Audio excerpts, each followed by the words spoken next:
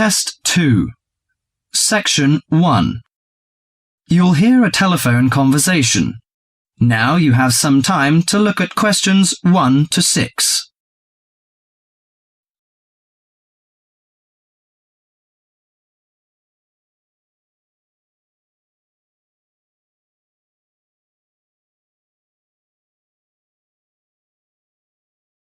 Listen to the conversation and answer questions 1 to 6. Good morning, Country Comfort Albury. Oh, hi. I'd like some information, please. I'd like to find a double room to stay for the weekend. What kind of rooms do you have? Well, we provide a variety range of accommodation depending upon your likes. The guest house room costs $45 per night. It provides air conditioning and shower, and a waterfront room costs $80 per night. It has got its own balcony overlooking the foreshore of the lake. We've got a kid. How do you charge for children? Extra bedding is available if you require that. If the kid is aged 12 and below, the cost is $10 per night for the guest house room and $15 for the waterfront room. Do you have a swimming pool, tennis court or something like that? Yes, we've got a swimming pool which is free for all the guests. But the tennis court charges $8 each hour, including the rent of rackets. How about other facilities?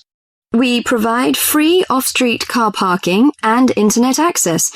We also installed in-house movies, but that costs $4 per hour.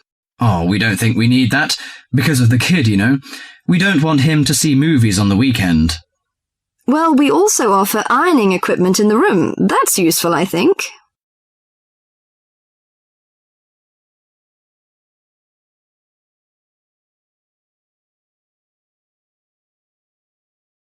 Before listening to the rest of the conversation, you have some time to go through the questions 7 to 10.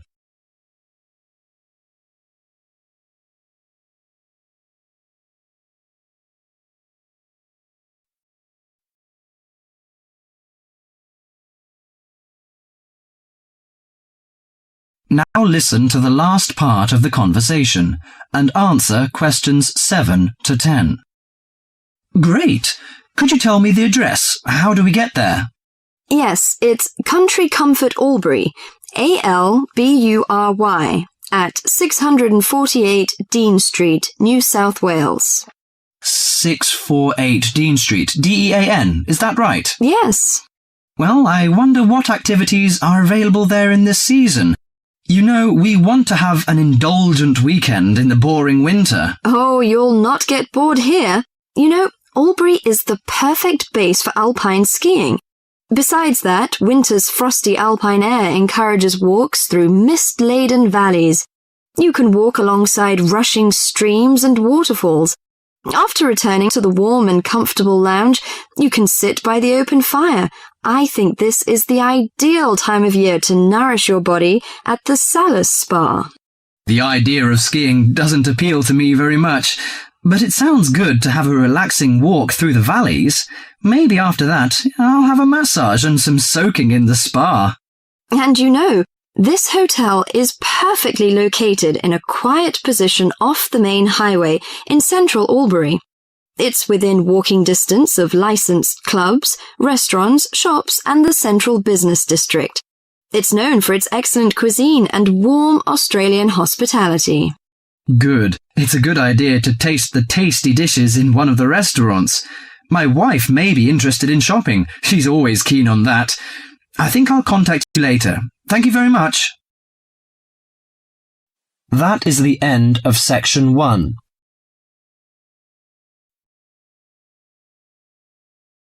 You now have half a minute to check your answers.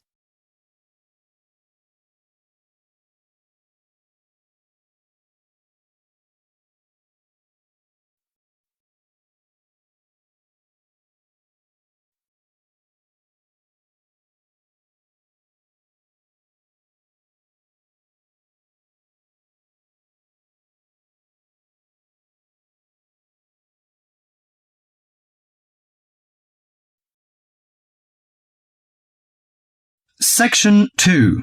In this section, you'll hear an introduction about canoeing. Now you have half a minute to read questions 11 to 20.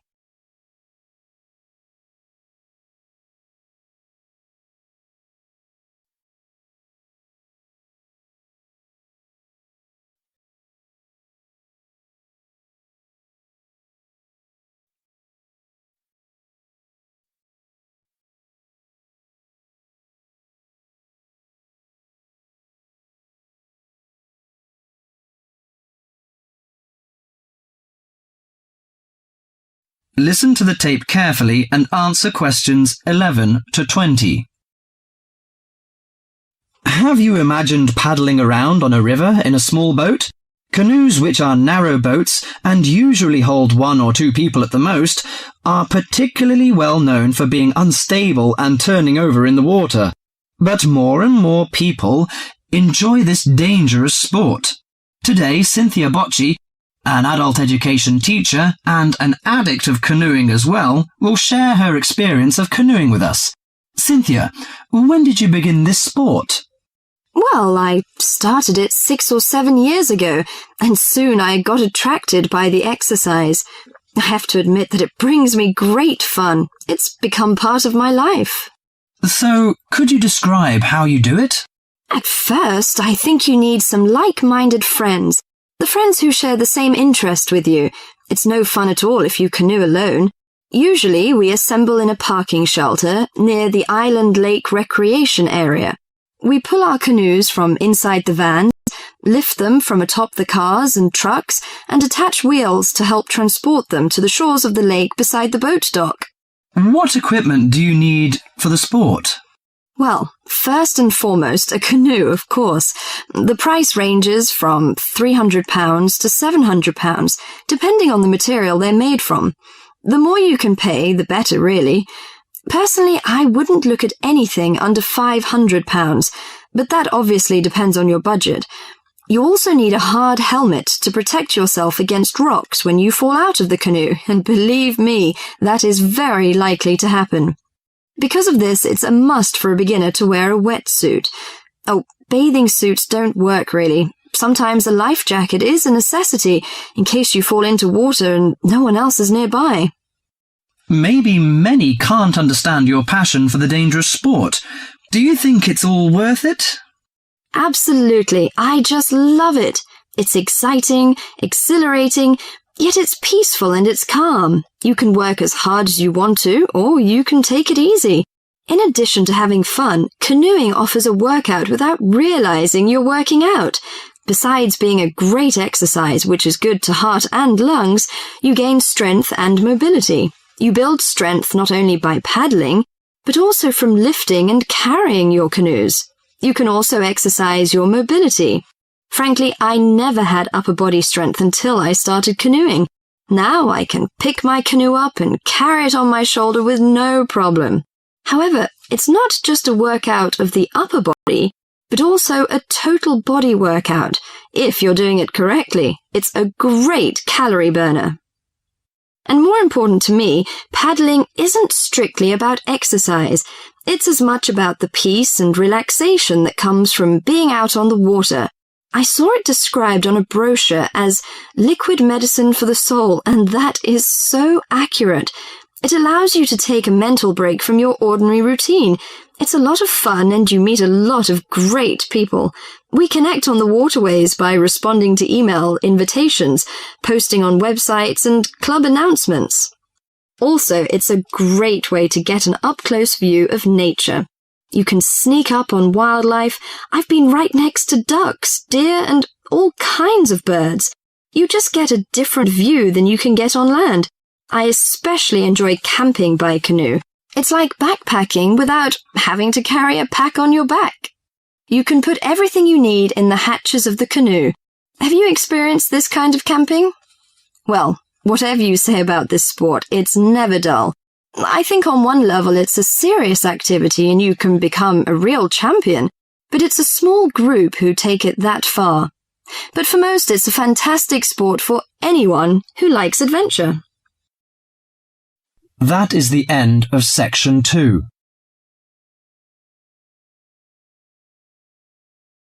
You now have half a minute to check your answers.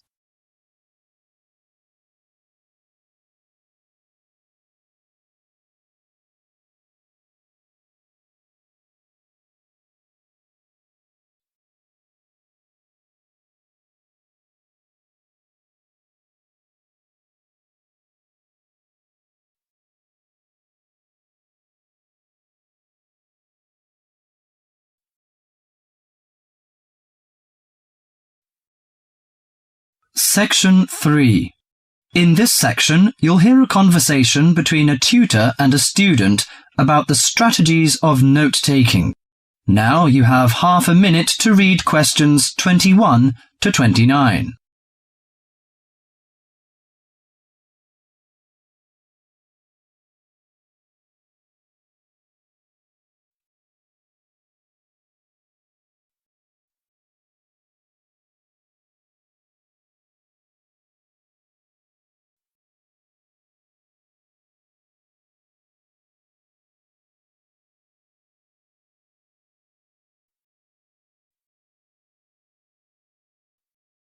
Listen to the tape carefully and answer questions 21 to 29. Hi, Mr. Smith. I wonder whether you can spare several minutes with me. Sure. What's your name, please? John Murray. Good, John. What can I do for you? Well, I am a freshman in the communication faculty. I quite enjoy the life here, except for the difficulty I have in the lectures. You know, I find it difficult to take notes when I listen. If I take notes on my notebook, I can't concentrate on the lecture. But I feel frustrated after the lecture if I don't write down anything. As we know, note-taking is a complex activity which requires a high level of ability in many separate skills. At least 4 important skills are needed. 4? I don't expect so many. I think that needs 1 or 2 skills. Firstly, you have to understand what the lecturer says as he says it. That means you should try to develop the ability to infer the meaning of unfamiliar words from the context. You cannot stop the lecture in order to look up a new word or check an unfamiliar sentence pattern. Yes, that puts the non-native speaker like me under a particular severe strain. Often I may not be able to recognize words in speech which I understand straight away in print. So the ability of inferring is important. Of course, you won't always be able to do this successfully. You must not allow failure of this kind to discourage you, however. It's often possible to understand much of a lecture by concentrating solely on those points which are most important. But how do I decide what's important? Well, that's in itself another skill I'd like to tell you. At first, the most important piece of information in a lecture is the title itself. If this is printed or referred to beforehand, you should study it carefully and make sure you're in no doubt about its meaning. A title often implies many of the major points that will later be covered in the lecture itself. It should help you therefore to decide what the main point of the lecture will be. Besides the title, what should I pay attention to during the speech? A good lecturer often signals what's important or unimportant. He may give direct or indirect signals.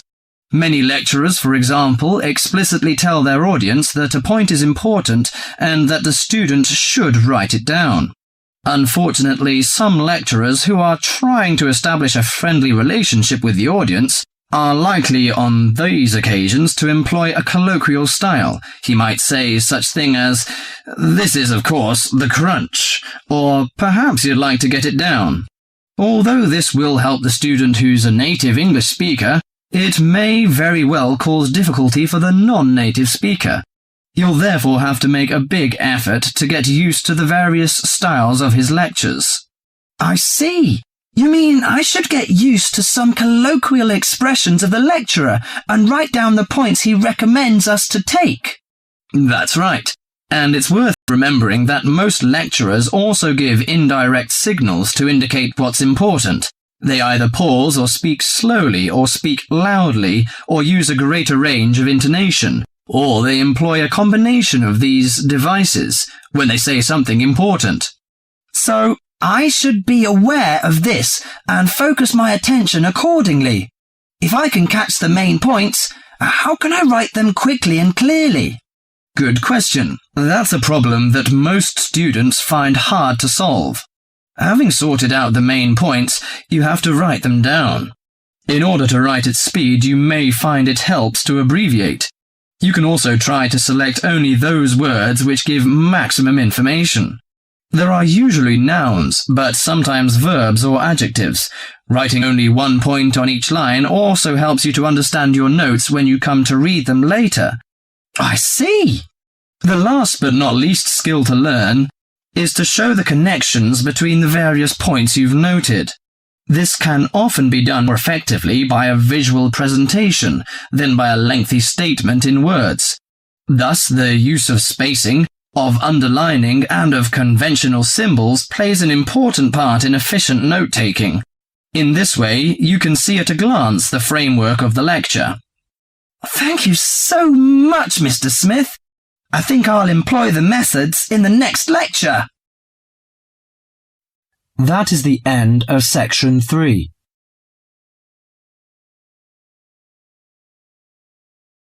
You now have half a minute to check your answers.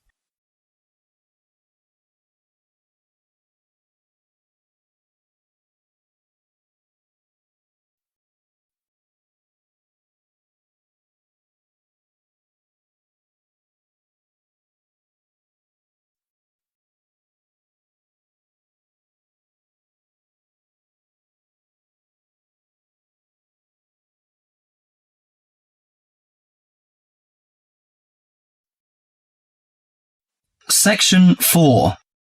In this section, you'll hear a lecture about searching on the internet. Now you have half a minute to read questions 30 to 40.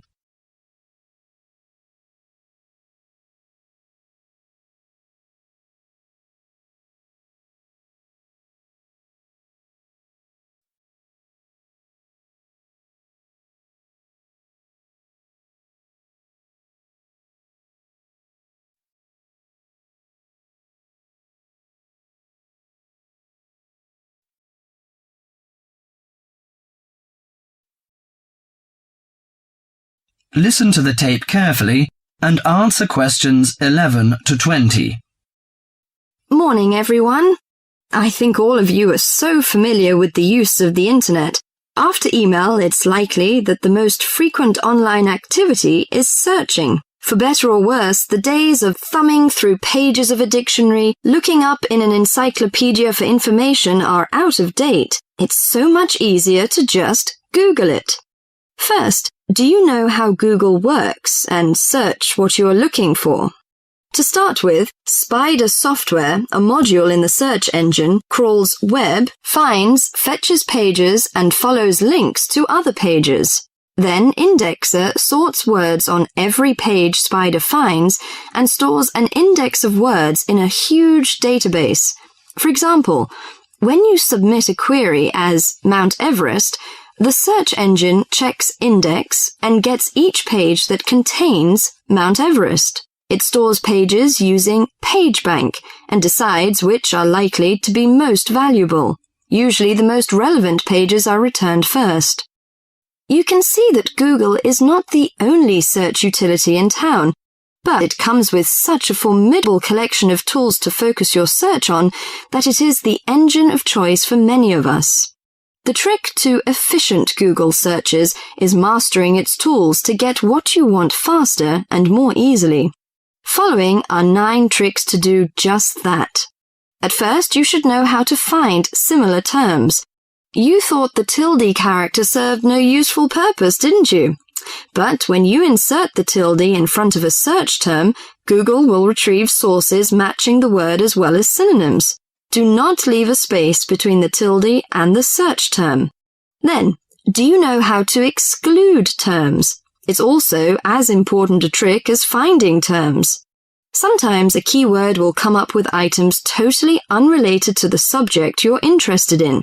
For example, when you research plasma in the cosmos, you would type in the word plasma and be forced to wade through plenty of sites referring to plasma televisions. The fastest way to solve this is to use the exclude function, the hyphen. Type plasma-tv, that is PLASMA-TV, and you will eliminate many irrelevant sites. Are you usually made fun of by friends about your poor memory? Don't worry, they exaggerate. Sometimes you need to look up a quotation for which you can't recall all the words. No problem. Use asterisks to stand in for missing words. Sometimes when you translate or compose essays, you need to know the synonyms at a large scale. Of course, Webster Dictionary helps you efficiently, but you can now get definitions in a flash by typing define and your search word. You'll come up with definitions, synonyms, and links for further information. Now, how to find lost pages. A wonderful feature of Google search is the cache option. In virtually all search results, you'll see a link to cached versions of pages you're looking for. You usually won't need to refer to these archival pages, but if your search ever turns up an old news page, for instance, you may find that when you click on the link, the page no longer exists, even though it turned up in the search results. In that event, simply click on the cache link, which is at the bottom line of the search result, and that will retrieve the last saved version of the page that had failed to show. This is a powerful, extremely helpful tool when you come across old pages from websites that no longer exist or are no longer maintained. Do you want to get numbers or names? Looking up a phone number? Just type the name and city or state initials of the person whose number you're looking for. The number will pop up instantly. If you have a phone number but want the name or the location, just type in the number, no hyphens, parenthesis, or space necessary. For fun, type in 202-456-1111 and see whose office this number belongs to. Did you know you can search for pictures with Google? Just go to the Google homepage, click on Images, and type in what you're looking for. You can narrow your searches using the advanced search function to, for example, retrieve certain types or sizes of files. Finally, you can simplify all your searches by uniting the Google search bar into your browser. Go to google.com, click More, scroll down the page to Google Tools, then click on Toolbar and follow directions from there. And of course, some of these tools will work with other search engines too. Experiment and see which ones work best for you. You'll find a wonderful world, I'm sure. That is the end of section 4.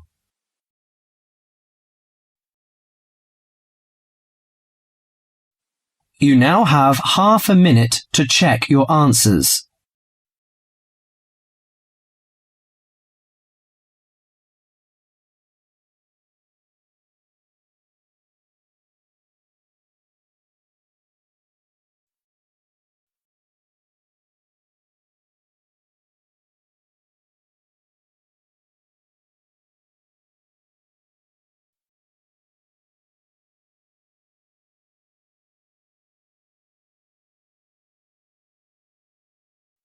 That is the end of the listening test.